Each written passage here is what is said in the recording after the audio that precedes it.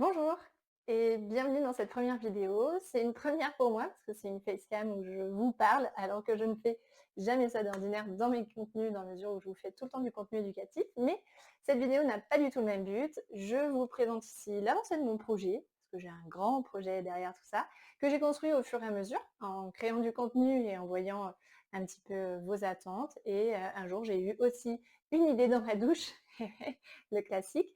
Et j'ai commencé à la construire au fur et à mesure et à la développer. Donc je vous en parlerai un peu plus tard parce que pour l'instant, je garde encore un petit peu le concept, un peu caché. C'est d'ailleurs peut-être le premier point de cette vidéo. Pourquoi je le garde caché? Eh bien parce que j'ai un peu peur de me faire piquer l'idée. OK, c'est hyper prétentieux ce que je vais dire, mais c'est un peu le cas. C'est un peu sûrement les vieilles croyances. On dit souvent que il faut pas avoir peur de son projet, il faut en parler, comme ça on développe l'idée. Alors j'en parle, j'en ai parlé autour de moi, j'en ai parlé à mon entourage, j'en ai parlé à ma mentor, j'en ai parlé à plein de monde, donc qui m'ont donné leur retour. Par contre, maintenant, entre j'ai certains retours de mes proches qui trouvent ça cool et qui me trouvent que l'idée est top, à parler un peu du concept en général à toute mon audience et à vous, et ben c'est un peu différent. Donc du coup, pour l'instant, je ne l'ai pas encore fait. Je garde aussi un peu sous le coude parce que mon objectif est de lancer un financement participatif, aussi pour tester mon idée, pour voir un peu s'il y a des gens derrière qui vont être séduits par l'idée et avoir envie d'améliorer leur santé au travail ou non. Donc du coup, ça me permettra de faire un premier test. Et donc du coup, je garde aussi l'effet surprise pour donner envie en fait d'aller voir un peu le projet, d'aller un peu plus loin. Je commençais à créer une petite liste email, j'ai 200 personnes, donc je suis déjà très heureuse de pouvoir au fur et à mesure présenter les avancées de mon projet. Je me suis fixée de venir faire une petite vidéo une fois par semaine, que donc je vais publier sur YouTube et sur ma newsletter sur Substack. Et donc du coup, je viendrai progressivement vous parler des avancées. Je croyais ne pas avoir cliqué sur le bouton enregistrer, mais si, c'est tout bon. Donc du coup, là, ma première étape, j'ai eu un rendez-vous avec un développeur en no-code que j'aime beaucoup, qui s'appelle Younes, et qui m'a donné de très bons conseils et qui m'a donc dit que il fallait que je commence par développer une maquette et un prototype, donc avec un UX, UI designer. Donc là, c'est un peu ma première étape. J'ai commencé à créer un cahier des charges et à avancer un peu là-dessus. Donc, je commence à contacter un peu des UX, UI designers. Donc, si vous en êtes un, n'hésitez pas à me contacter. Ça sera toujours très utile de pouvoir échanger. Et ensuite, donc là, j'ai commencé à créer toute ma roadmap, mais je suis en train d'écouter un livre qui retourne un petit peu ma tête, qui s'appelle Lean Startup, je suppose que vous connaissez. Et donc, c'est un livre qui permet de voir un peu comment construire un projet entrepreneurial en global et donc du coup qui passe l'expérimentation avant la création et je suis assez d'accord avec ça parce que moi ce que je veux c'est créer une plateforme qui soit au plus près de vos besoins. Moi j'ai bien une idée précise de ce que j'aimerais vous faire faire dans votre quotidien pour amener du mouvement et avoir un poste de travail optimisé, mais c'est peut-être pas ce que vous ressentez ou en tout cas vous n'en avez peut-être pas encore conscience que c'est ce qu'il faut. Donc ça remodifie un petit peu tout le truc. Donc là-dessus, je sais que les entretiens ne sont pas forcément toujours évidents parce qu'en fait, si je vous pose la question: «Bah, de quoi tu as besoin, pour prendre soin de ta santé au bureau?» la majorité du temps, on me répond quand même des exercices à faire parce que je ne sais pas forcément quoi faire dans mon quotidien. Donc ça, je l'ai bien pris en compte et c'est bien évidemment ce que je vais vous donner. Quand je vois mes contenus sur LinkedIn, je sais que les contenus avec des installations de posts, bah, ça vous parle beaucoup ou des contenus avec des exercices, ça vous parle également. Donc tout ça, ça va bien sûr intégrer. Après, j'aimerais créer un peu un côté gamifié, donc ça fait partie du concept clé que je ne révèle pas encore. Mais, ensuite j'aimerais bien, associer aussi, un système de défis et de challenge dont j'ai également l'idée et je vais en parler au fur et à mesure pour, voir un petit peu si ça vous pourrait vous plaire et si ça pourrait vous aider à challenger votre santé. En tout cas, le projet, j'ai vraiment envie que ça vienne bousculer un peu nos croyances autour de la santé au travail. Ce matin, j'ai enregistré un podcast et c'est drôle, la question, elle m'a fait un peu réfléchir. C'était en 2050, la sédentarité pour toi, ce sera. Et en fait, il y a deux options. L'option hyper négative qui va dire que Bah, en fait, la sédentarité, ça sera une catastrophe. On sera tous, Wall-E, dans nos petits fauteuils avec notre écran devant notre tête et en fait, on pourra même plus se lever tellement on sera déconditionné. Ou à l'inverse, on sera Emma, la petite, dame, toute bosselée, avec, de l'œdème partout, en surpoids parce qu'on n'aura pas assez bougé. Ou, la deuxième option, c'est, qu'on aura, révolutionné le monde du travail parce qu'en fait, on aura changé les mentalités, un peu comme votre ceinture de sécurité que vous mettez, quotidiennement, automatiquement quand vous rentrez dans votre voiture.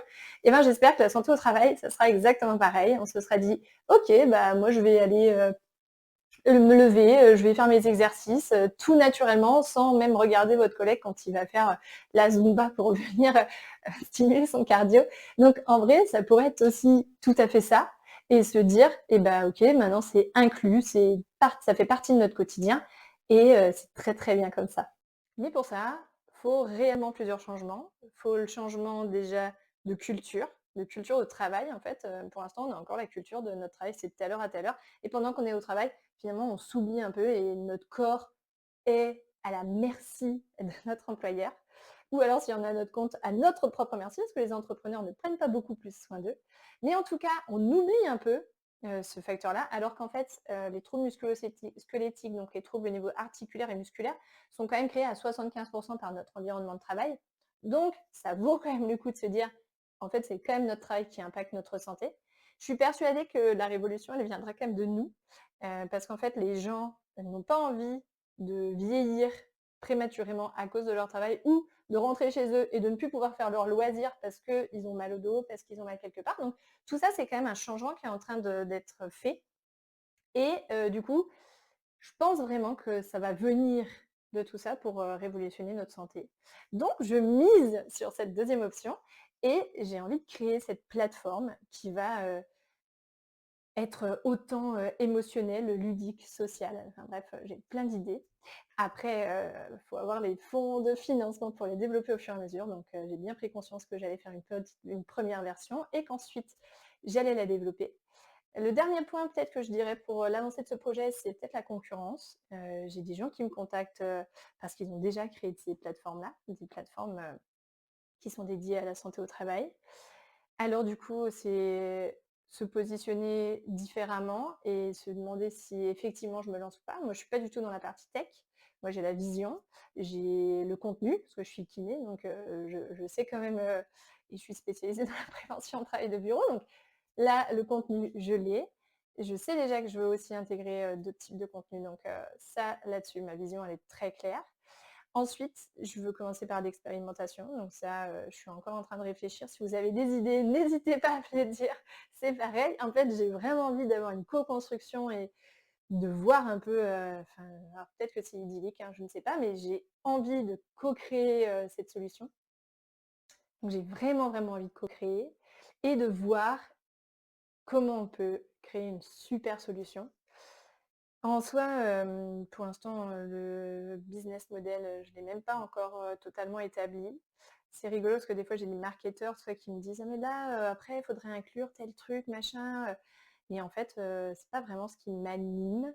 Moi, j'ai vraiment envie de créer un truc, un peu révolutionnaire par rapport à notre santé, de voir notre santé totalement différemment et de s'inspirer de notre quotidien pour pouvoir inclure ça dans cette future plateforme. J'espère que j'y arriverai, en tout cas c'est mon objectif. Et après, au fur et à mesure, un peu comme ma philosophie, petit pas par petit pas, ça va avancer. Le dernière chose que je dirais, c'est que je suis seule, je suis kiné, donc je ne suis pas marketeuse, je ne suis pas commerciale. J'y connais pas grand-chose aux bases du commerce et c'est peut-être une de mes forces parce que du coup, finalement, je suis pas biaisée par cette partie-là. Je suis plutôt concentrée sur, la santé et je pense que ça se ressent, en tout cas sur LinkedIn, je pense. Et du coup, ça me fait quand même un peu peur parce que je me dis qu'en face de moi, j'ai quand même, des mastodontes, qui sont peut-être bien mieux équipés. Après, j'ai lu un truc, qui m'a fait sourire et qui disait que Steve Jobs ne savait pas coder au démarrage et que du coup, il avait juste une vision du truc. Je me dis: «Bon OK, allez, je suis peut-être pas Steve Jobs, mais j'ai la vision claire, j'ai la mission, j'ai ça qui me porte à cœur». Là-dessus, je sais que c'est ma mission professionnelle donc Ça m'anime assez pour, continuer, continuer, continuer. Donc voilà, je pense que c'est un peu le résumé de l'avancée de mon projet. Je vais vous tenir au courant. Je vais essayer de faire une petite vidéo récap une fois par semaine, ainsi qu'un petit post sur Substack une fois par semaine aussi. Donc on va voir, un peu comment ça avance et je serais ravie d'avoir vos retours, d'avoir vos idées. Si vous avez des petites idées de ce que pourrait être le projet, je serais ravie de voir si vous êtes un peu dans la bonne direction. Je pense que je vais distiller des indices au fur et à mesure pour, rendre un peu le côté, sympa et voir si certains, comprennent le concept avant que je l'ai annoncé. Voilà, bah, écoutez, je suis ravie de cette première vidéo. On va voir. J'aurai sûrement pas beaucoup de vues, mais peu importe. Pour moi, c'est un peu le journal de bord, dans lequel je me suis fixée pour, parler de cette histoire entrepreneuriale. Et ben, merci beaucoup et à bientôt et je finirai comme sur mes vidéos LinkedIn. À toi de jouer!